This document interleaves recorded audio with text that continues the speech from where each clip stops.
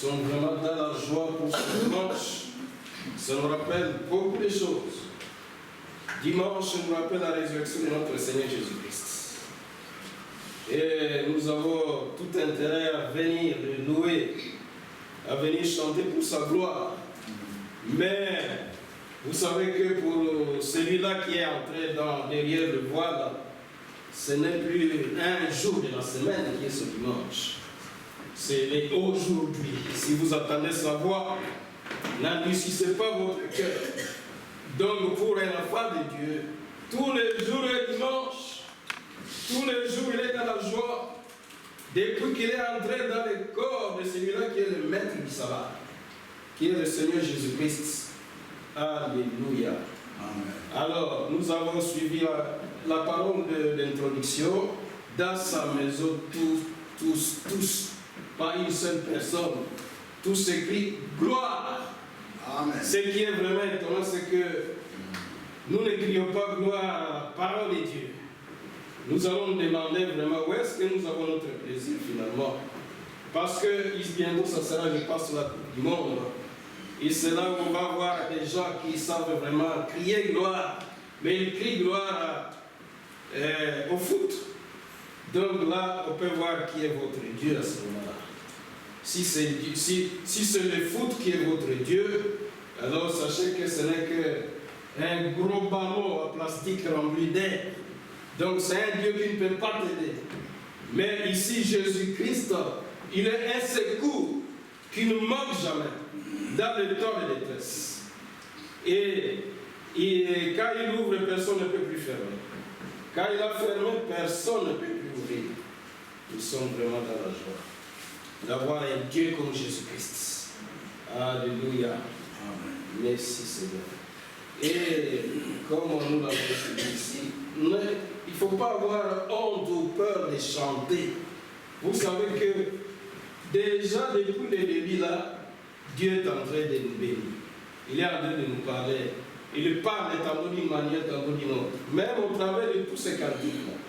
Vous savez que même à partir des cantiques, il peut y avoir résurrection de mort. Ça s'est passé déjà pour nous. Donc, quelqu'un qui était venu avec, une maman qui était venue avec des cadavres, on n'avait même pas commencé à prêcher, ces cadavres-là étaient ressuscités.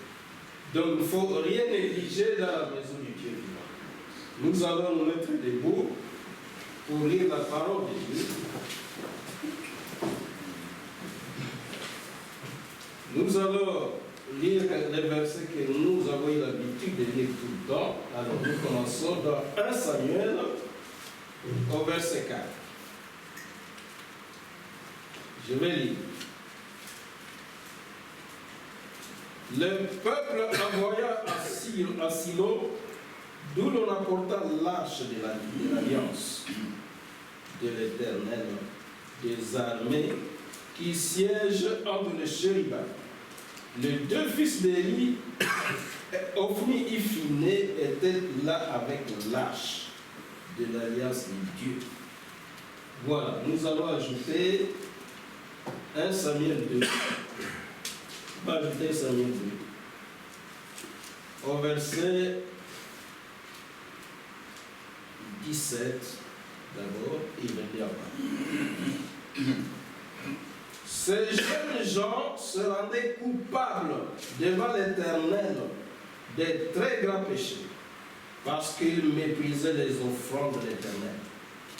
Maintenant, verset 22. Élie était fort âgé, il a appris comment ses fils agissaient à l'égard de tout Israël. Il a appris aussi qu'il couchait avec les femmes qui s'assemblaient à l'entrée de la tente d'assignation. Que le Seigneur ajoute ses nombreuses bénédictions à la lecture de ses paroles. Amen. Nous pouvons nous asseoir, je prier.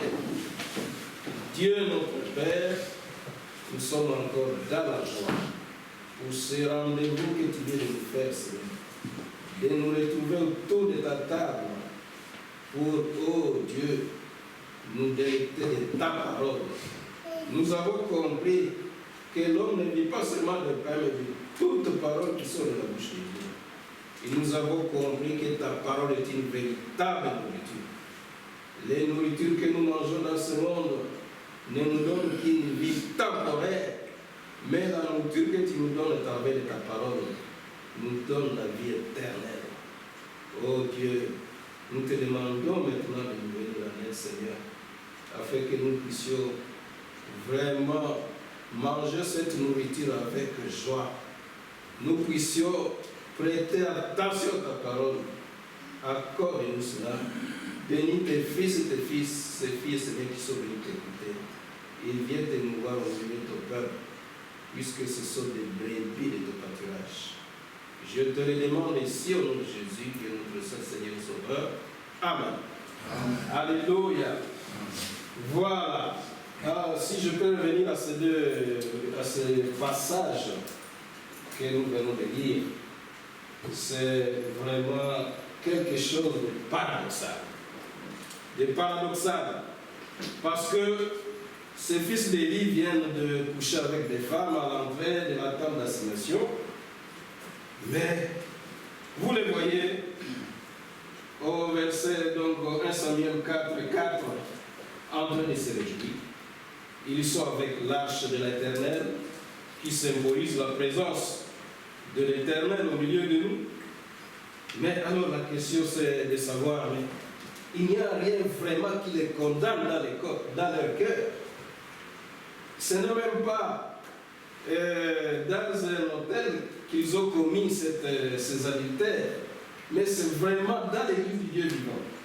Et avec ça, c'est comme si de rien n'était, ils ne se reprochent rien, ils sont en train de chanter, ils sont en train de danser. Ah, c'est quand même quelque chose de difficile à comprendre. Normalement, un cœur normal devrait te condamner quand tu es un enfant de Dieu. Comme ça s'était passé avec nos premiers parents. Quand ils venaient de constater qu'ils sont tombés dans les péchés, mais ils ne pouvaient même plus supporter la présence de l'Éternel. Ils ont fui. Mais c'est quand même bizarre. Ces jeunes gens, ils viennent de faire des choses bizarres, des choses du monde, mais ils sont à l'aise. Ils sont à l'aise devant l'Éternel. C'est quelque chose de terrible. C'est inimaginable. Voilà. C'est pour vous dire que dans l'église du Dieu vivant, il n'y a pas que des amis de Dieu. Il y a d'ailleurs plein d'ennemis. Et c'est vraiment très étonnant que beaucoup d'ennemis de Dieu, de Jésus-Christ, trouvent le plaisir de venir écouter leur ennemi qui est Jésus-Christ. Pourquoi ne pas rester dans le monde? Pourquoi ne pas aller faire la militaire là-bas dans le monde? Pourquoi ça doit se faire dans l'église? C'est vraiment très étonnant. C'est étonnant.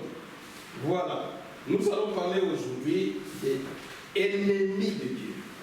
Ennemis de Dieu. C'est ça le titre pour la prédication d'aujourd'hui. Ennemis de Dieu. Donc on peut être ennemi de Dieu tout en étant à l'église. C'est étonnant.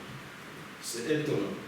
Le jeudi passé, nous avons parlé du contraire des ennemis. Ce jour-là, on a parlé des amis. Des amis. Des amis de Dieu. Le contraire des amis, c'est ennemis. Voilà. Amis de Dieu. Alors, on a donné quelques caractéristiques des amis de Dieu. Et au travers, par exemple, d'Abraham, donc ce petit rappel pour ceux-là qui n'étaient pas là. Donc on a cherché à connaître le secret d'Abraham pour que la Bible puisse l'appeler ami de Dieu. Son secret, c'était tout simple.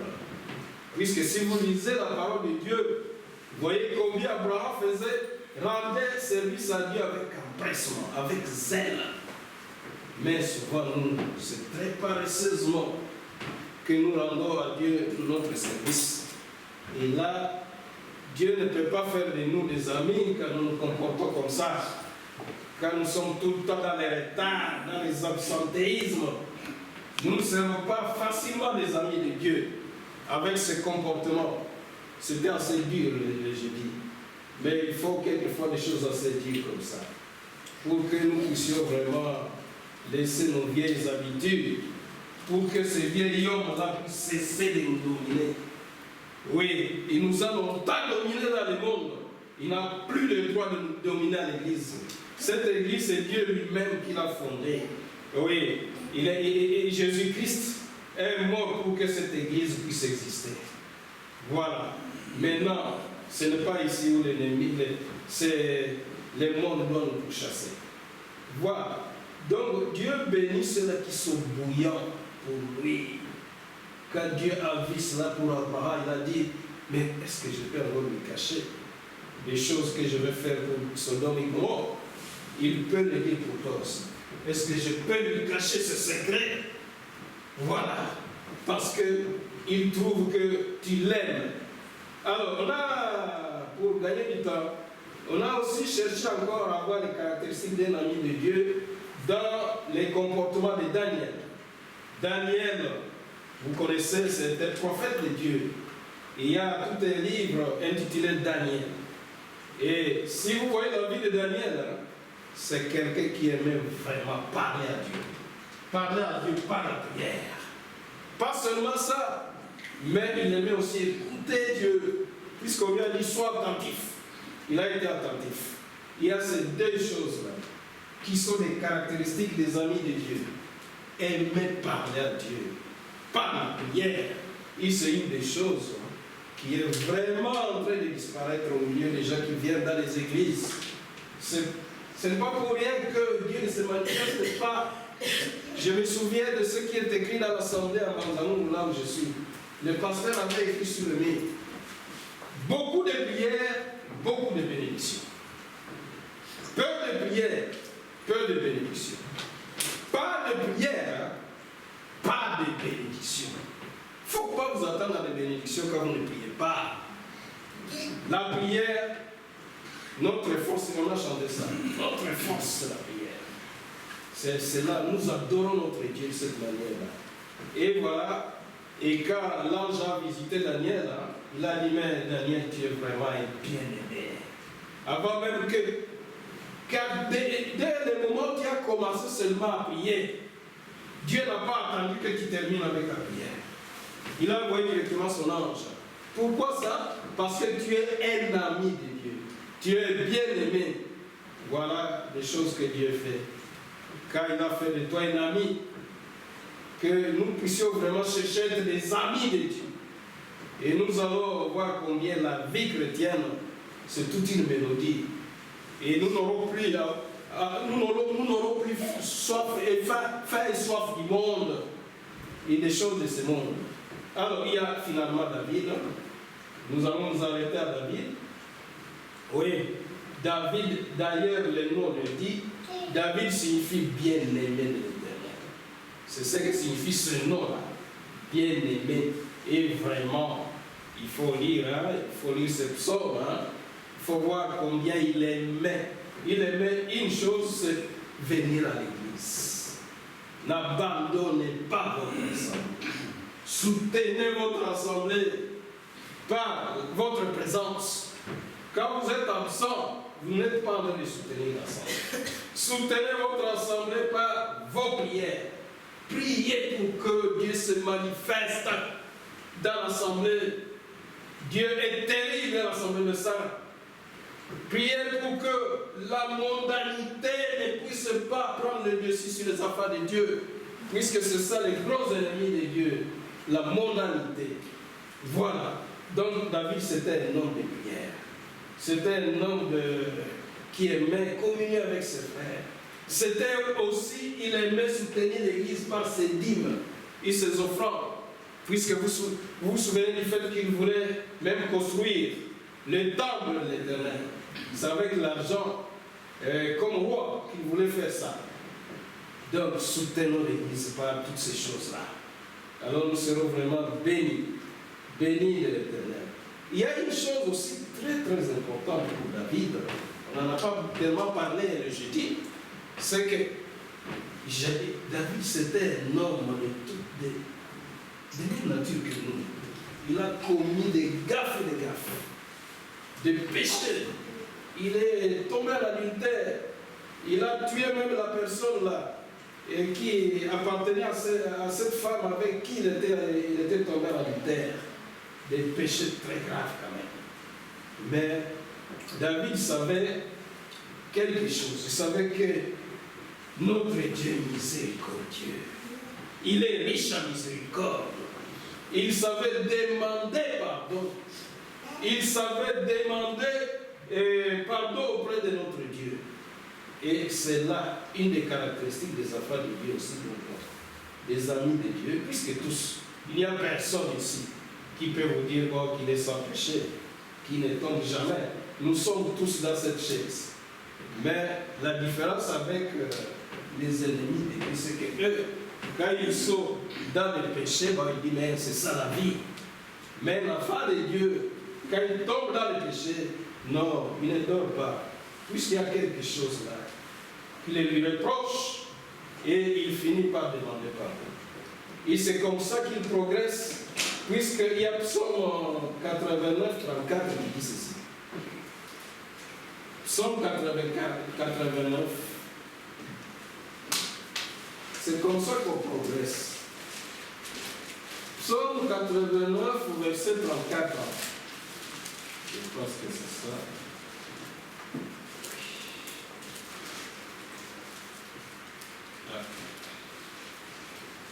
Je pense que c'est pas ça ce que je voulais dire. Oh, non, c'est Proverbe, excusez-moi. C'est Proverbe 28. Proverbe 28 au verset 13. Voilà. Celui qui cache ses transgressions ne prospère point, mais celui qui les avoue, il les délaisse, obtient miséricorde. Donc Dieu ne nous demande qu'une chose, reconnaître que nous avons péché et réparer bien sûr. Alors, il nous pardonne, mais longtemps et très longtemps, nous gardons nos péchés comme ça inconfessés. Avec ça, nous ne pouvons pas progresser dans la vie spirituelle. C'est Proverbe 28 au verset 13. Voilà. Alors, quand Dieu a vu ça, la vie combien David se comporte de cette manière-là, il a dit, ah, celui-là c'est l'homme selon mon cœur. C'est l'homme selon mon cœur. Il a dit, mentirais-je vraiment à David? Est-ce que j'ai le pouvoir, j'ai vraiment la force de mentir à David? Non. Voilà, ça c'était en fait le rappel, un peu un petit rappel de ce que nous avons vu jeudi. Et c'était pour que chacun puisse se poser la question de savoir s'il est vraiment dans cette amitié avec Jésus-Christ. Et nous allons revenir à notre texte avec les fils d'Élie. On va essayer un peu d'analyser un peu le comportement de ces deux enfants.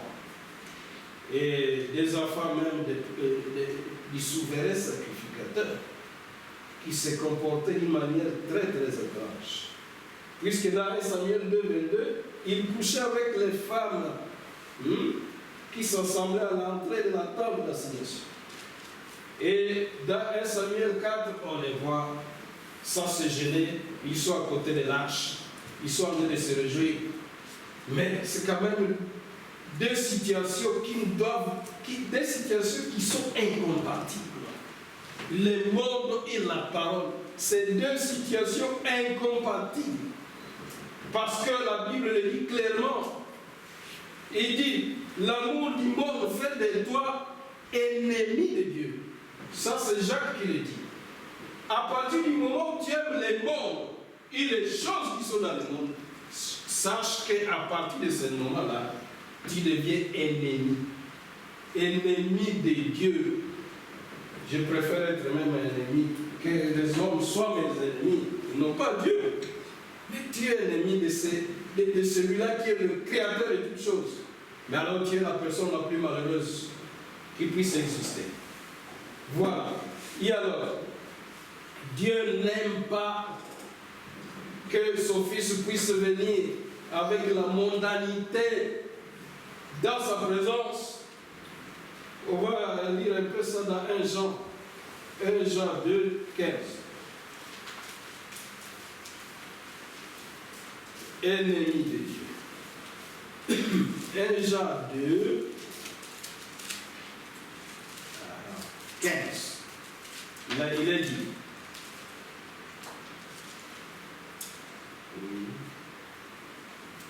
N'aimez point le monde, ni les choses qui sont dans le monde.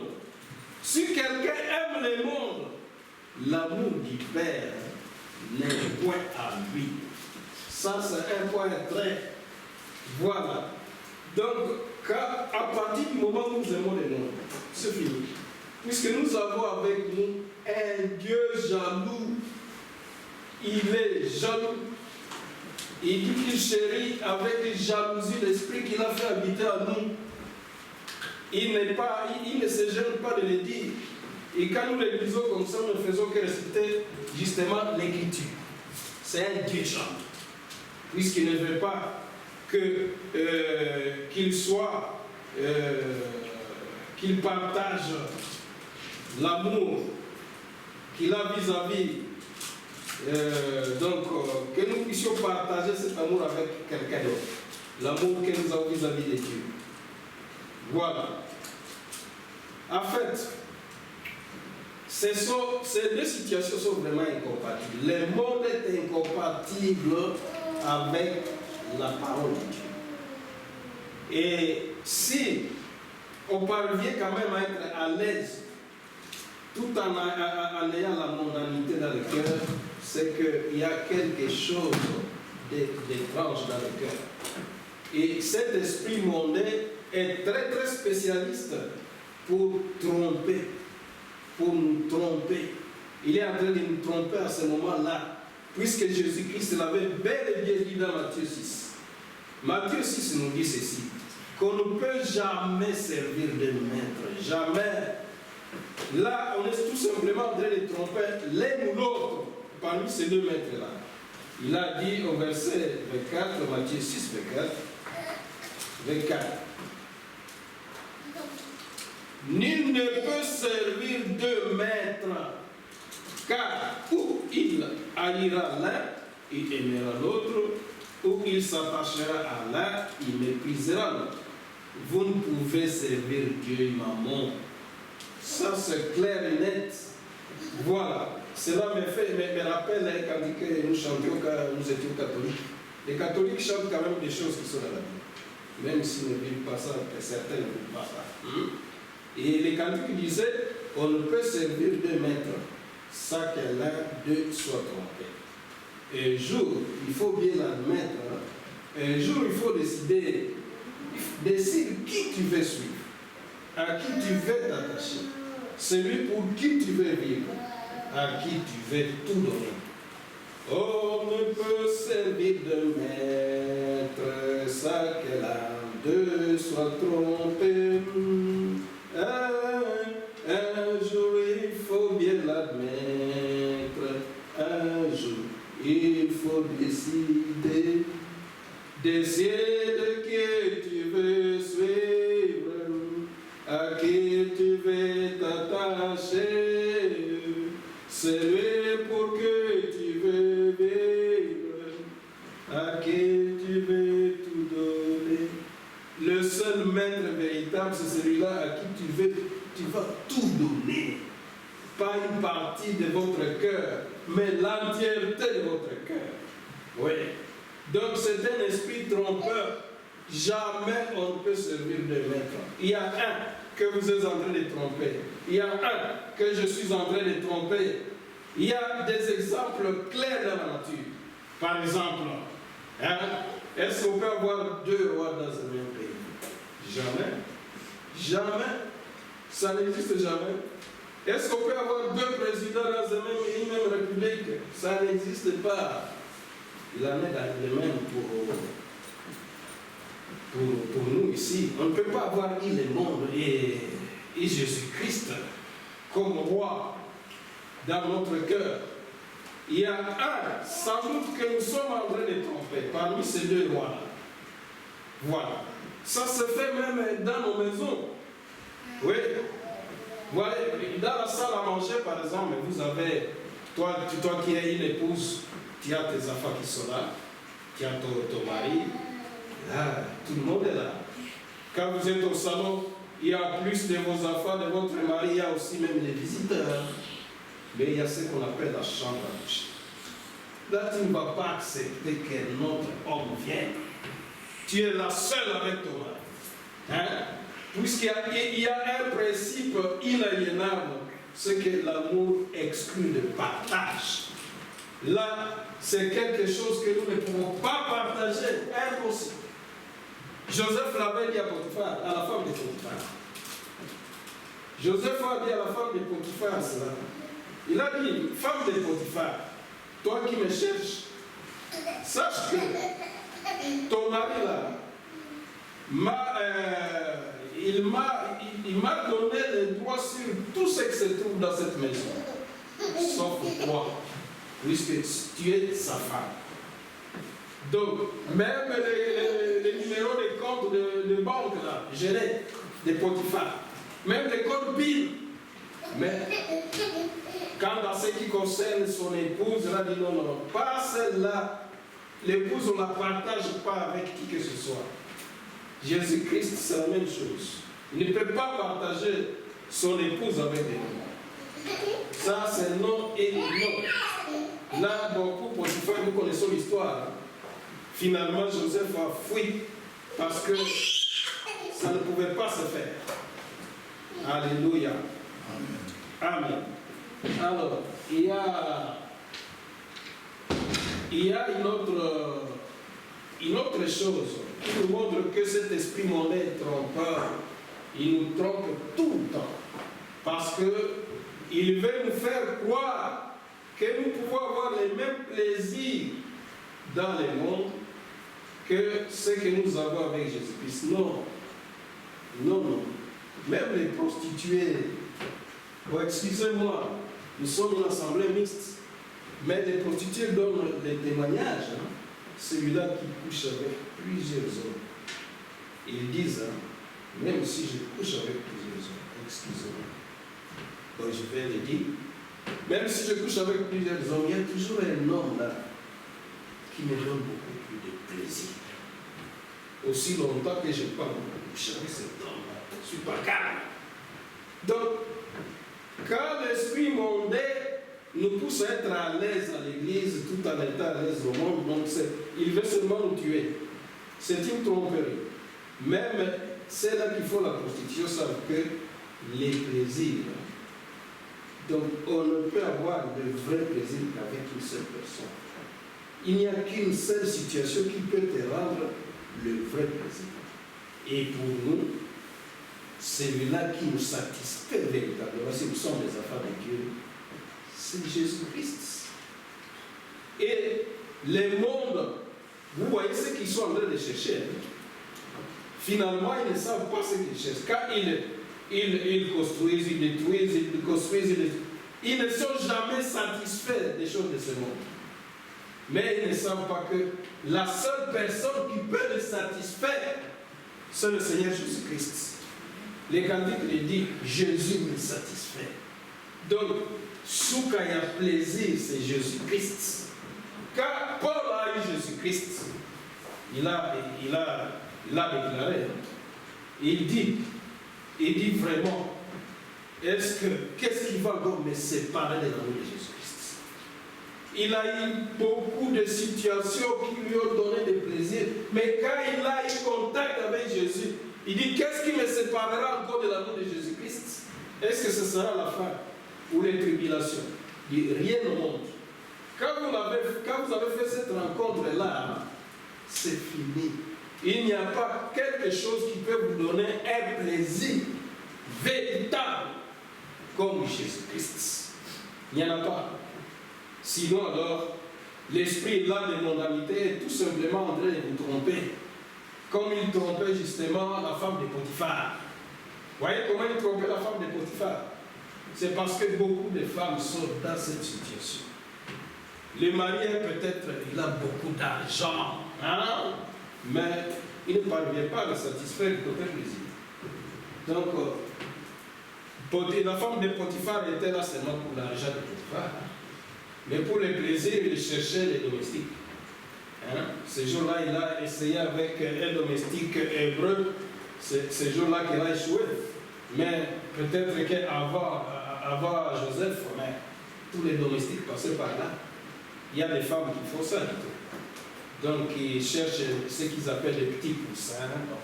Des gens qui peuvent leur donner beaucoup plus de plaisir que leurs maris, qui n'ont pas tellement la tête sur place. Donc, ils ont tellement beaucoup d'argent, ils ne parviennent pas à satisfaire les épouses. Voilà. Même la Bible le montre clairement que le plaisir, même ceux-là qui viennent à l'église là, quand le Saint-Esprit sonne leur cœur tournant, mais ceux-là, ils ont plus de plaisir que Dieu. C'est comme dans 2 Timothée. Dans 2 Timothée 3, ce sont les croyants de 2 Timothée 3. À partir du premier verset, on cite les caractéristiques de tels croyants. Mais au verset 4, il dit qu'ils sont des traîtres, emportés en fleur d'orgueil, aimant le plaisir plus que Dieu. Voilà. Donc, quand ils viennent à l'église, ils ont seulement l'apparence des chrétiens, ayant l'apparence de la piété, mais régnant ce qui a fait la force. Mais quand on regarde un peu les choses de près, leur plaisir, c'est dans les choses du monde. Le plaisir, c'est dans le football. Le plaisir, c'est dans les iPhones. Le plaisir, c'est dans les jeux. Mais très peu pour Jésus-Christ. Amen. Donc, il faut seulement semblant de se réjouir avec les autres. Mais leur plaisir, c'est dans les choses du monde. Alléluia. On les voit, justement, je l'ai dit tantôt. Un frère, par exemple, bientôt, ça sera peut-être la Coupe du Monde. Les amens ici, ils ne donnent pas les amens. La parole de Dieu peut vraiment sortir dans toute sa puissance. Des paroles qui réjouissent le cœur, mais ici, vous n'allez pas attendre même un seul amen de mon frère, même un seul amen de ma soeur. Mais il faut l'attendre maintenant, devant la Coupe du Monde. Là. Quand il va commencer à dire wow, wow, wow, wow, wow, ce sont ces amens qu'il est en train de lancer. C'est comme il est en train d'adorer ce ballon-là qu'on est en train de jouer. Alors il a plus de plaisir dans les choses du monde, au lieu d'en avoir dans la parole de Dieu. La parole de Dieu donne un plaisir véritable. Il faut goûter ça un jour. Il faut faire une véritable rencontre. Alors, votre vie devient toute une mélodie avec Jésus-Christ. C'est ainsi que vous devenez comme un petit fou. Vous avez toujours la joie. Alléluia. Je vais chercher à nous faire découvrir ensemble le secret. Le secret de la vie chrétienne. Quand on trouve le plaisir dans la parole de Dieu. Car la parole de Dieu, c'est ça qui nous donne le plaisir. C'est bien écrit dans Psaume 1. Le Psaume 1 nous le montre. Voilà. Le Psaume 1, on peut commencer au verset 2. Bon, et au verset 1, il est dit, heureux l'homme qui fait ceci, qui fait cela. 2, mais qui trouve son plaisir dans la loi de l'Éternel et qui la médite jour et nuit. Quand il a trouvé ce plaisir, mais c'est fini, il n'est plus tranquille. Et le jour et la nuit, il est en train de méditer sur la parole. Maintenant, qu'est-ce qui lui arrive à cet homme-là?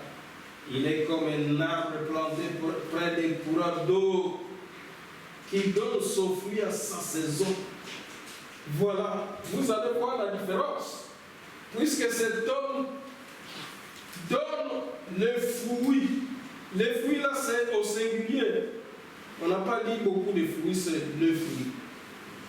Le fruit là, c'est le fruit du Saint-Esprit. Puisqu'il n'y a pas 2 baptêmes, il n'y a pas 3 baptêmes du Saint-Esprit. Et le jour quand Dieu va te baptiser du Saint-Esprit, c'est un jour unique. C'est une expérience unique. Alors ce fruit-là est caractérisé par 9 choses qui sont décrites dans le livre de Galates. Galates 5, 22. Galates 5, 22. Nous pouvons le lire. Hein. C'est le 5, 22. Mais le fruit de l'esprit, c'est l'amour. Cet homme-là est caractérisé par l'amour. La joie, la paix, la patience, la bonté, la bénignité. Bénignité signifie que tu n'exagères pas avec, parce qu'il y a les gens, non, ça c'est très grave, c'est ce qu'il y a fait. Non, il n'y a rien de très grave. Hein? Il y a des choses qu'il faut toujours minimiser. La bénignité, la fidélité, la douceur, la tempérance. Voyez, quand vous avez trouvé votre plaisir dans la parole de Dieu, c'est que Dieu vous donne. Il vous donne un fruit. C'est un seul fruit qui a 9 facettes. Cela veut dire que si vous avez la joie, mais vous n'avez pas l'amour, vous n'avez pas ce fruit-là. Vous avez peut-être une pomme, peut-être une poire, mais pas les fruits de l'esprit. Les fruits de l'esprit ont tout ça. L'amour, la joie, c'est ça qui donne les fruits. La tempérance, si tu n'as pas la tempérance, mais tu as la douceur, mais non. Il y a déjà quelque chose qui cloche là-bas. Ce n'est pas les fruits. Les fruits ont toutes ces caractéristiques-là. Donc on peut s'examiner facilement. Donc si nous avons vraiment le plaisir dans la parole de Dieu, c'est ce que Dieu nous donne. Qu'est-ce qu'il va encore nous donner si nous devons retourner au psaume 1? Voilà. Il est donc comme un arbre planté près des courants d'eau qui donne son fruit à sa saison. Il donne le feuillage, ne se flétrit point. Donc vous avez toujours votre feuillage, même si c'est les moments de l'automne, même si c'est la saison sèche en Afrique, toi tu as toujours ton feuillage. Donc tu peux encore donner de l'ombrage même quand il fait très très chaud. Quand les gens ont des problèmes, ils peuvent trouver solution auprès de toi. Et la question c'est de savoir est-ce que les gens peuvent tirer quelque chose de moi, mon frère? Est-ce qu'ils peuvent tirer quelque chose de toi, ma soeur? Quand ils ont des problèmes, est-ce qu'ils peuvent trouver solution auprès de toi? Est-ce qu'ils peuvent trouver de l'ombrage auprès de toi? Oui. Si tu fais justement de l'Éternel te délice, toutes ces choses viendront et tu vas les expérimenter. Tu seras un arbre avec un feuillage qui ne flétrit jamais pour les autres. Un arbre où les autres voudront venir justement s'abriter contre les chauds soleils. Comme c'est le moment, il y a des températures caniculaires. Maintenant, pendant des périodes difficiles comme ça, un frère à Christ, il a toujours la fraîcheur à te donner. Une sœur à Christ véritable, elle a toujours de la fraîcheur spirituelle à te donner. Tu as toujours de bons conseils que tu peux trouver auprès d'une telle personne. Alléluia. Amen, amen. Voilà. Donc c'est ça donc un homme qui trouve du plaisir dans la parole de Dieu. Qu'est-ce qu'il y a encore comme caractéristique? Tout ce qu'il fait lui réussit. Quand la Bible le dit ne ment pas, tout alors, tu ne seras pas la queue, mais tu seras toujours la tête. Partout tu vas réussir. Parce que quand Dieu dit quelque chose, ce n'est pas comme nous les humains. Dans la bouche de Dieu, il n'y a pas de la place pour les mensonges. Donc cela n'est rien d'autre que la vérité. Quand tu fais de l'Éternel ton plaisir, tout va te réussir. Tu seras toujours le premier de la classe si tu veux. Tu auras toujours la bonne femme si tu veux. Tu auras toujours le bon mari si tu veux. Tu auras toujours... il y aura toujours des miracles dans ta vie si tu veux. Alléluia. Amen, amen. Ça, c'est celui-là qui trouve du plaisir dans la loi de l'Éternel. Et Moïse, justement, le psaume le dit aussi. Hein, il dit, c'est le psaume, c'est quel psaume encore? Alors il dit que fais de l'Éternel tes délices, hein, qu'il va te donner ce que ton cœur désire. Donc, quand tu fais de l'Éternel ton plaisir, alors, tu ne pries même pas, puisqu'il sait seulement tes désirs. Il te les donne. Tu n'as même pas prié, voici une voiture. Tu n'as même pas prié, voici une maison. Tu n'as même pas prié, voici des millions, comme mon bien-aimé frère qui m'ont là, aime bien le dire. Tous ces millions-là, ils peuvent nous les donner. Vous savez ça? Un jour, c'est l'histoire de Artie Wright. Hein? Artie Wright dans la brochure, c'était quelle brochure encore? Oui. De Artie Wright, les prophètes étaient allés leur rendre visite. Alors, Artie Wright a dit quelque chose de très très important. Il a dit, frère Branham, tout ce que tu as dit là n'est rien d'autre que la vérité. Et cela a réjoui le Seigneur, le Dieu qui était dans le cœur de frère Branham. Le Seigneur a dit à Branham, dit à Artie Wright, de demander tout ce qu'elle veut. Cela va lui être accordé à la minute, à la seconde même. Artie Wright était vraiment avec un embarras de choix. Mais qu'est-ce que je dois lui demander? Qu'est-ce que frère Branham, mais tu peux m'aider quand même? Mais dis non, c'est à toi qu'on demande, hein, mais c'est toi qui connais tous tes besoins. Même si tu demandes $1 milliard, il va te les donner. Tu es pauvre, n'est-ce pas? Maintenant, tu peux demander beaucoup d'argent. $1 milliard. Même si tu demandes la guérison de ta petite soeur, là, il avait une petite soeur malade depuis très longtemps, sur le champ. Demande ce que ton cœur désire, puisque tu as fait de l'Éternel ton délice. Il a regardé.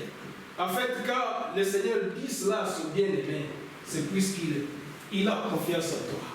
Il sait que tu ne vas pas demander n'importe quoi. Il sait que tu ne vas pas demander d'aller tuer. Puisque tu peux même demander, bon, tu me tues tous mes ennemis. Il sait que tu ne vas pas demander de telles choses. Puisque tu es plein d'hommes. Mais, finalement, Artie Wright a dit, il avait des enfants qui étaient encore des incrédules. Des enfants qui détestaient la parole de Dieu, qui méprisaient la parole de Dieu. Il a dit, oh, moi je demande que l'Éternel me donne le salut de mes enfants. Et à la seconde même, les enfants ont reçu le baptême du Saint-Esprit. Amen. Alléluia. Amen. Les enfants sont tombés par terre. La chambre a été secouée puisque le Saint-Esprit est entré. Ils ont reçu le baptême du Saint-Esprit à la seconde. Ils sont allés à l'église pour montrer que Dieu n'est pas un homme pour mentir, ni un fils d'homme pour tromper. Mais dans sa bouche, il n'y a de la place que pour la vérité. Amen. Alléluia. Amen. Donc si nous faisons de l'Éternel nos délices, c'est ça. C'est des choses-là que nous allons voir dans notre vie. Ce ne sont pas des fables que je suis en train de raconter. J'ai beaucoup d'expérience avec cet homme de Galilée. Alléluia. Amen, amen. Je ne suis pas en train de raconter des histoires. Amen. Alléluia. Oui. Fais de l'Éternel tes délices. Je crois qu'on peut quand même lire ça dans Psaume 37. Hein. Oui, verset 4. Psaume, parce que quand nous sommes en train de parler comme ça, il faudrait montrer ça aussi dans la parole. Psaume 37.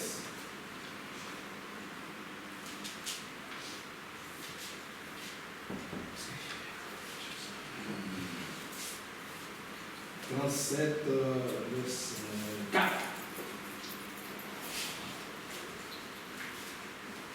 Fais de l'Éternel tes délices. Il te donnera ce que ton cœur désire. dont tu ne demandes pas. Tu as seulement un désir dans ton cœur. Et ça arrive.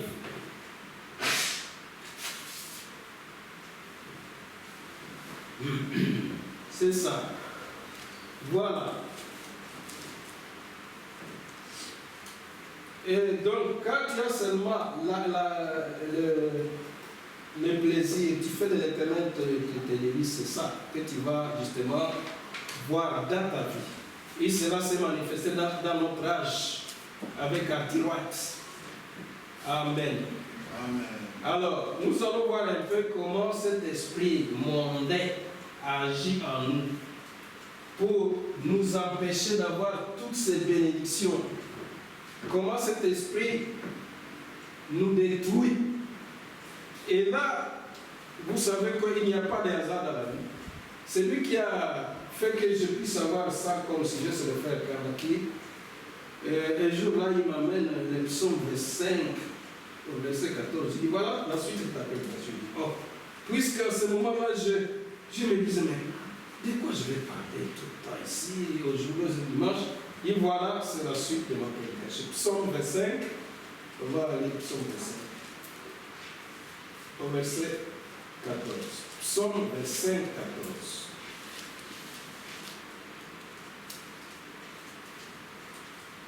Dans ce qui nous arrive, il n'y a pas de la place pour les hasards.